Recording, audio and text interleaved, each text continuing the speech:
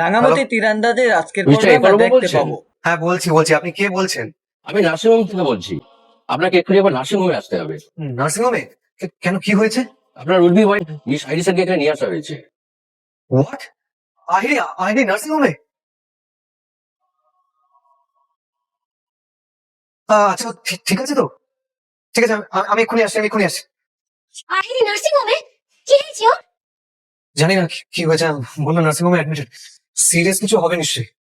সত্যি কি কিছু হয়েছে আহিরি দিদির, নাকি সবটাই নাটক? আচ্ছা ডক্টর, আপনারা আহিরিকে কোথায় খুঁজে পেলেন? না মানে আসলে আমাদের কাছে আজকে একটা ফোন এসেছিল।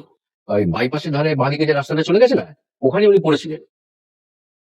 এটা আপনাদের কে জানালো? সেন্সেস সবার আগে উনি ফোন করে আমাদের একটা অ্যাম্বুলেন্স পাঠাতে বলেছিলেন। তো আমরা এখানে একটা অ্যাম্বুলেন্স পাঠিয়ে ওনাকে এখানে তুলে নিয়ে আসি। কিন্তু যখন অ্যাম্বুলেন্সটা ওখানে গিয়ে পৌঁছেছিল তখন কিন্তু ওনার সেন্স ছিল না। ওই রাস্তাটা বেশ নির্জন, আর যদি ফোনটা উনি না করতেন তাহলে সারা রাত হয়তো সেন্সলেস হয়ে এই রাস্তাতেই পড়ে থাকতেন। তো এটা কিন্তু কম বড় ব্যাপার না। যান আসুন আপনারা। আপনি তো বলছেন আজ নাকি আপনাদের রাত্রিবেলা বিয়ের সঙ্গীতের অনুষ্ঠান আছে, তা উনি হঠাৎ ওইভাবে রাস্তায় মাথা ঘুরে পড়েছিলেন কেন? আচ্ছা, আপনারা কি জানতেন না যে উনি বাড়িতে নেই?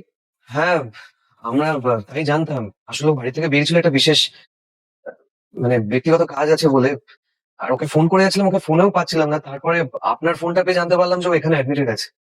বলছি ডাক্তারবাবু, আহিরি ঠিক কি হয়েছে?